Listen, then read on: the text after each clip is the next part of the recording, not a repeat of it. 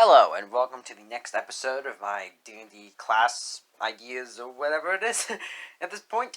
And I figured out what the next class was. It was Fighter. I just totally forgot it was the Fighter, like a moron or something. But, now, the Fighter is an interesting class. There's a lot of what you would consider a stabby, fighty, as the fighters tend to do, is really something that all the classes, unless you're like a wizard or something, can really do. So, I can't really go off the history of fighters, like fighting very much, as that would apply to a lot of classes.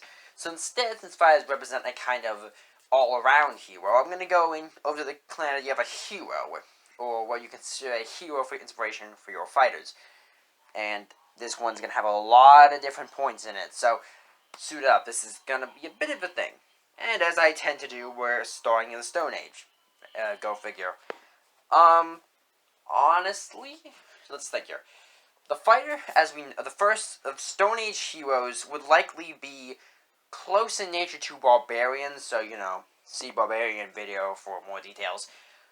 But some key difference I would think you would notice is that generally the Stone Age heroes, as fighters, would rely a bit more on their intelligence and cunning rather than normal barbarians, unless you have the Conan variety, which in this case would probably just be a lack of increased intelligence, perhaps a better armor. Overall, though, there isn't much I can uniquely say about fighters in the Stone Age versus, say, like barbarians. So you're gonna have to excuse me there. I guess we're not gonna spend forever in the Stone Age again. Now Greek heroes. Greek/Roman, that time period, Now this is gonna be interesting here, as I've really only glossed over the Greek/Romans, so doing this is finally going to give you some time to play with them. As far as they go, they have some amazing examples of heroes and characters to look for inspiration. Hercules, stupid me. You know what I'm trying to say. Main character, Odyssey, stupid me. Sorry, you're going to have to forgive me here. I really have trouble remembering names, and I can't remember. Odysseus from the Odyssey. To be quite frank, any character in a Greek/Roman tale, especially one of like the children of the gods or something, or anyone like that, is generally a pretty good example of a Greek/Roman hero. Sometimes often mixed with a tragic hero, but that's more of an overarching story rather than your character specifically, is that might just come down to how your DM runs things, how the plot of your story goes, which could all just be one failed roll away. A little bit of dramatic tension there. But these kind of heroes are generally prefaced by they are larger than life, almost similar to modern day superheroes. There is a reason that some of these characters get turned into that. But they're usually larger than life. Now, whether they actually have the god in them, or whether they're just really good at their job, just depends on the hero. Although a lot of times you will have Greek/Roman heroes be said they're distantly related to the gods, so I'm starting to wonder what the percentage of that in the human population in those mythologies is. But that's not really an important question. These characters are usually large life, have they're good at many things, but usually are good at one specific thing. That just depends on how you want to do your character. This could be basing off of how your character prefers to fight, if you want to go down that road. Although, admittedly, I don't know if I consider this a true fighting subclass, fighters, but I really think it could work, especially if you play more of a champion variety, I imagine. But that's just me thinking.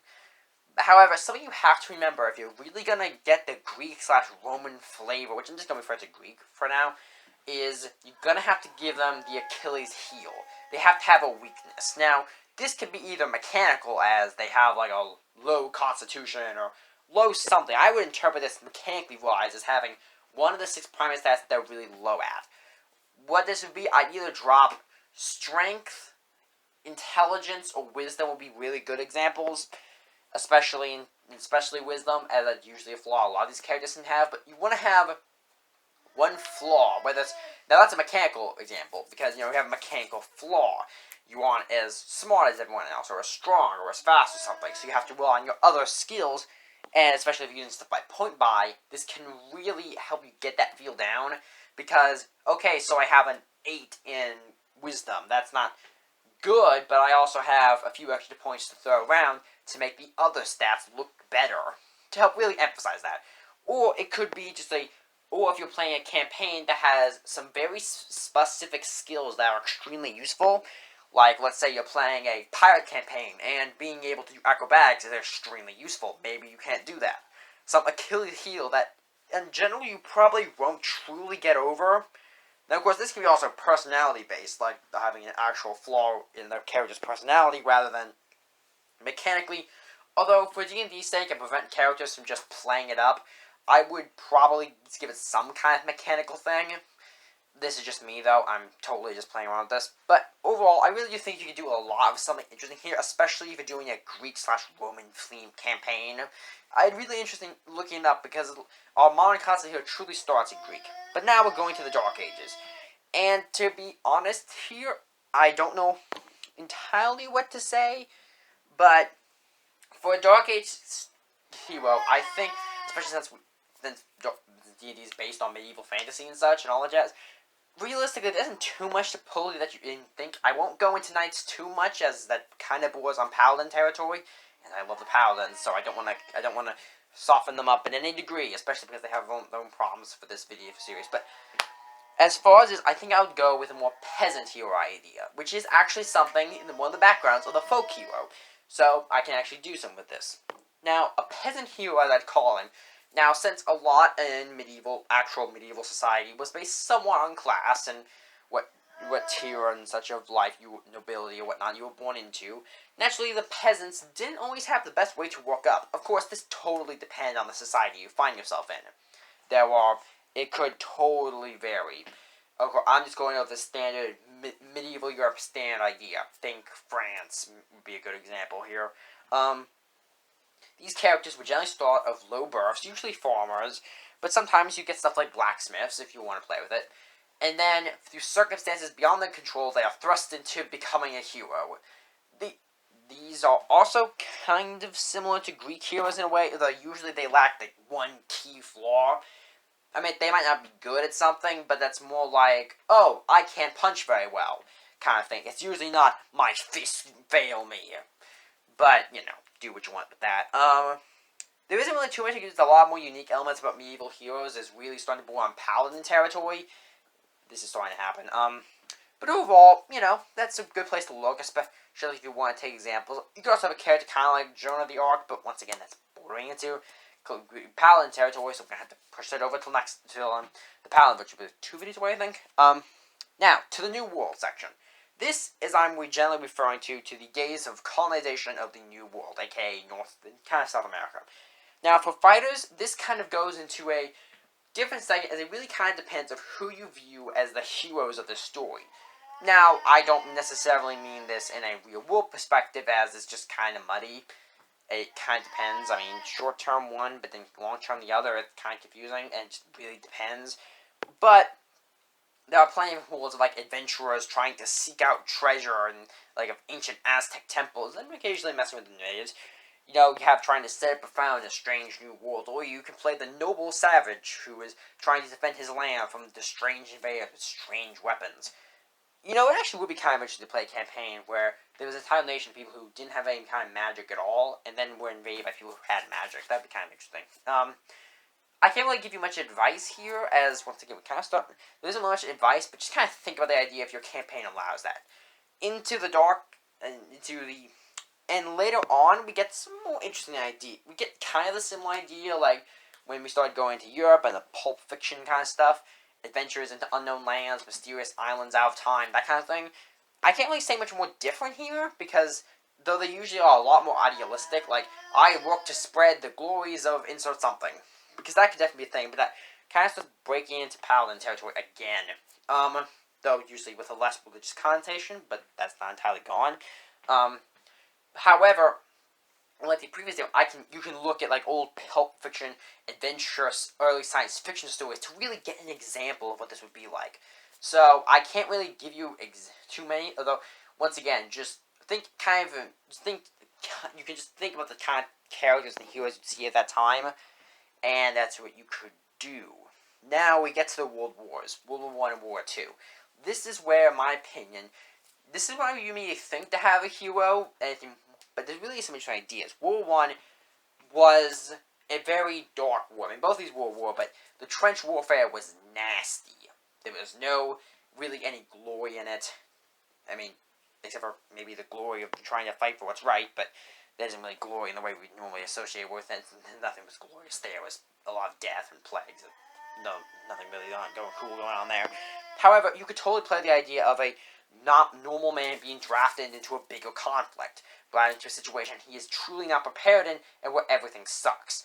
Granted, this is usually D&D is usually meant to be kind of a fun experience, so I don't know how you play that in, but it could be used as backstory. And of course, there's always the "I'll be home for Christmas" or "I just want to get back to my friends and family" kind of deal. Also, because this could totally be the backstory, or it depending on the set, it could be the start of a campaign where you've all been drafted into the army to fight against someone else for potentially some very dubious reasons. Especially if it's not something you hate, like one country doesn't like the other country, but yet your people don't individually care too much. But now, because of weird inter-European politics, you have now drafted into the war. Have fun. But that's neither here nor there. Well, actually, it is, but World War II now is a little more interesting, as you could now, due to the nature of the war, trench warfare was not used too much because we had ways around that, mostly involving tanks. However, you could get however, what the overall conflict of the war was about really changes a lot about it. As it wasn't just we're fighting other European powers who really aren't that different.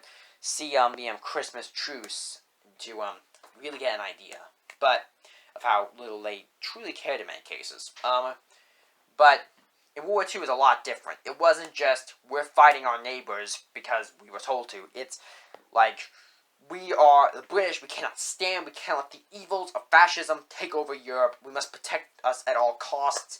This is not a war of just European politics. This is a war of good and evil.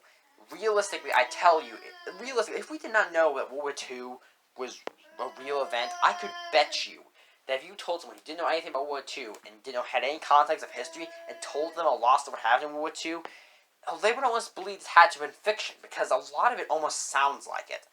Although there is a reason for that, since a lot of our fiction is based on real-world experiences, and World War II was definitely there. It was definitely remembered very drastically, because you had the perfect moment for heroes standing up against what is right. You have, of course, soldiers being drafted into the war, people trying to defend their homeland in many cases, such as Poland and France would be interesting examples.